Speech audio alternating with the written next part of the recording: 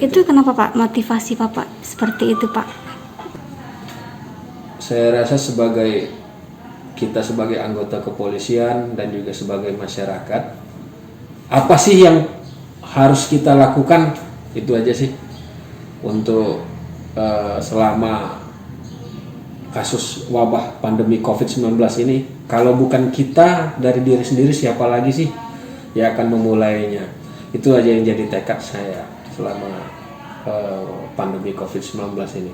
Oke, mungkin bisa diceritain Pak, kapan Bapak kena COVID pertama, kedua, dan seterusnya gitu Pak? Aduh, kalau diingat-ingat kayaknya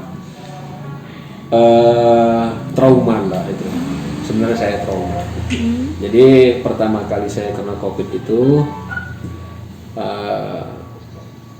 nggak tahu sih ini terkena dari siapa, tertular dari siapa. Yang pasti istri saya juga adalah pelayanan publik.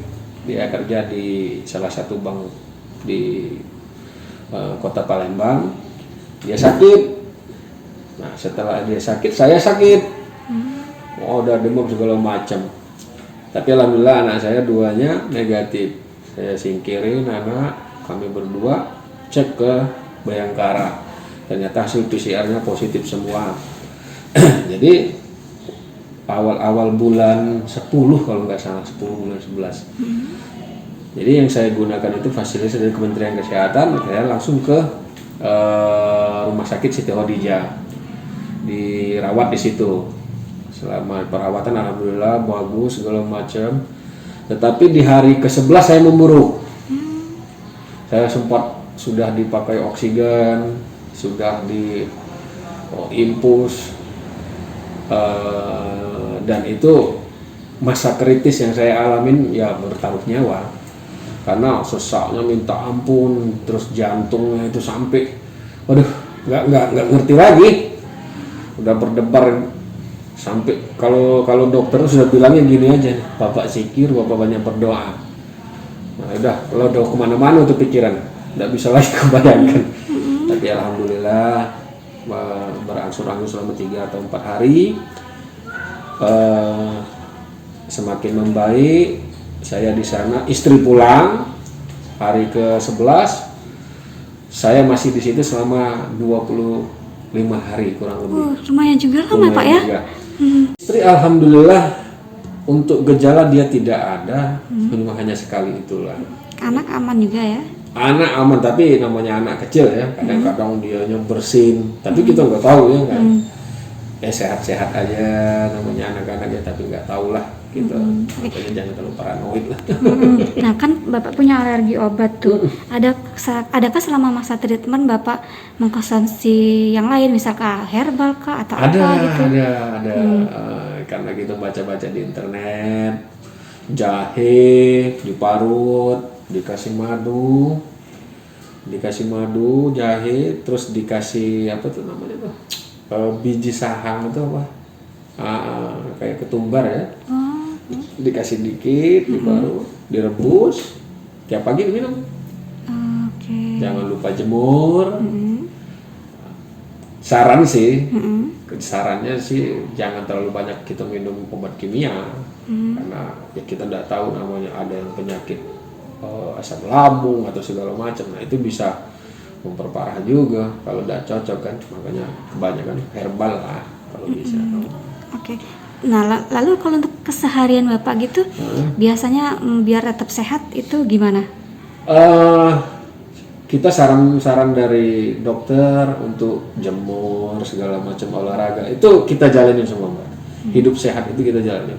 Kalau saya pribadi setelah sholat subuh saya sempatkan untuk olahraga dulu sebentar. Langsung mandi, jam 10 saya langsung jemur. Dan untuk sekarang sih saya usahakan tidak tidur siang dulu. Kenapa Pak? Karena selama saya tidur siang itu pasti bangunnya langsung lemes. Nah, makanya selama pandemi ini saya nggak pernah lagi tidur siang. Itu saya perhatiin. Oke. Kalau kayak konsumsi vitamin C atau itu enggak Pak? Jarang-jarang sih Mbak, karena itu tadi saya sudah ada namanya alergi akut. Saya takutnya kalau sudah terlalu banyak kita minum yang macam-macam ini, takutnya dampaknya bisa lain lagi di badan kan. Sampai setelah saya keluar, tapi nggak normal. 1 bulan atau 2 bulan setelahnya itu rasanya dada masih berat untuk capeknya masih terasa kan. Apakah Bapak punya komorbid gitu Pak? Ada. Apa itu Pak? Ada. Saya itu ada alergi akut. Jadi alergi saya itu akut, jadi nggak bisa makan seafood, terus nggak bisa minum obat sembarang. Mungkin itu juga yang membuat saya sesak. Karena posisi itu kita nggak ada obat yang spesifik ya kalau untuk COVID. Mungkin obat tersebut tidak cocok di saya, makanya itulah yang buat saya mungkin agak sesak, napas segala macam gitu ya. Jadi akhirnya pulih benar itu berapa lama Pak? Lama. Jadi bulan 10, bulan 11, pertengahan bulan 1 atau setelah akhir bulan 1 saya merasakan lagi gejala. Nggak tahu dari mana itu dapatnya, saya meriang lagi demam. Saya teks. Dulu kan belum terlalu ada patokan tuh harus PCR atau segala macam. Jadi saya antigen, reaktif lagi. Sudah reaktif lagi, saran saya telepon dokter segala macam, isolasi lagi. Tetapi gejala tersebut tidak berlangsung lama. Jadi hitungannya 4 hari, pas saya cek lagi sudah negatif. Saran dokter mungkin itu ada pembentuk dari antibodi kita supaya melawan penyakit virus itu. Makanya saya sudah bukan menyimpulkan sih, tapi kena lagi nih. Dokter sudah ngomong, Bapak terpapar dari mana? Nah gitu. Nggak tahu lah, namanya kita di lapangan, kita sudah kerja segala macam kan. Pada waktu itu lagi meledak-meledaknya masih kan, awal-awal bulan 1. Ya udahlah. Terakhir kemarin ada salah satu personil dari Polsek Sako satu kantor sama saya positif. Nah setelah itu saya merasakan lagi gejala itu. Itu di bulan berapa Pak? Bulan 4 atau bulan 5 itu. Oh iya, per 3 bulan memang. Per 3 bulan. Ya. Nah jadi yang bersangkutan positif diisolasi di Bayangkara. Saya bilang kok saya sakit tenggorokan sampai radang bener, jadi sampai menggigil. Saya cek lagi, langsung reaktif lagi. Oleh karena saya sudah bilang sama dokter saya konsultasi dengan kepala puskesmas Dokter Irma. Gimana dok? Saya ini ya udah disaranin PCR. Jadi dari antigen itu apa sih yang swab antigen itu ada hitungan kan hari ke-5 PCR. Pada saat saya PCR hari ke-7 setelah hasil PCR langsung negatif. Nah, itu dokter bilang, itulah Pak, katanya kalau Bapak sudah kena kemungkinan besar antibodi sudah terbentuk. Jadi nggak terlalu parah. Kemarin Bapak positif, hitungannya hari Bapak sudah negatif. Oh ya alhamdulillah dok kalau seperti itu. Makanya kunci dokter, waduh, ini udah berapa kali Pak Adik, gimana nih? Ya prokesnya saya jalanin, yang namanya masker kita bawa terus disinfektan. Tapi ya yang namanya kita di lapangan bertemu dengan warga, dengan masyarakat, ya kita nggak tahu di mana dapatnya. Ya itu tadi, ya kita serahin semuanya lah kepada Tuhan lah. Syukur-syukur kita nih diberi kesehatan terus lah, itu aja Mbak. Okay. Nggak terlalu ini, tapi kalau misalnya butuh saya minum.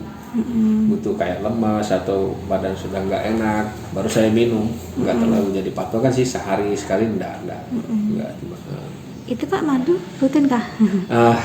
Kalau madu apa tuh? Kalau madu? Iya, madu saya konsumsi terus, satu keluarga rutin nggak Mbak. Oke.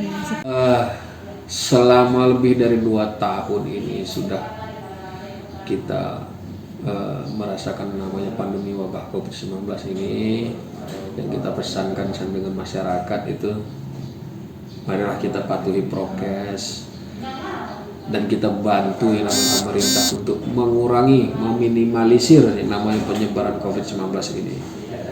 Dan kita minta juga dengan masyarakat, yang paling penting itu adalah masker, memakai masker, beraktivitas di luar rumah, itu saja yang paling penting. Karena selama yang pengalaman saya itu penularannya banyak orang yang tidak memakai masker. Itu salah satu penyebab meledaknya angka terpaparnya COVID-19. Itu pengalaman saya di wilayah di Kelurahan Sukamaju ini. Rata-rata menyepelekan, cuma di sinilah. Dia keluar rumah belanja sekian rumah nggak pakai masker, nggak tahu pas balik kena. Nah itu rata-rata seperti itu. Klasternya nggak terlalu jauh-jauh, padahal klasternya dekat-dekat, klaster RT RW. Tapi kesadaran masyarakatnya kadang-kadang yang kurang, nggak pakai masker, yang menganggap enteng. Terus ada juga yang masih nggak percaya. Nah itulah tantangan kita selama ini dengan Pak Lurah, Mbak Binsa, dengan saya untuk mengedukasi mereka. Alhamdulillah kita edukasi, tetapi masih banyak juga yang enggak kooperatif dengan kita. Tapi itulah tadi yang namanya masyarakat. Kita pun sesama manusia ya saling mengingatkan lah. Tapi kalaupun harus ada unsur keterpaksaan, kadang-kadang ya keluar juga sih, namanya kita agak tegas itu kan. Jangan lupa subscribe, share, komen, dan like ya.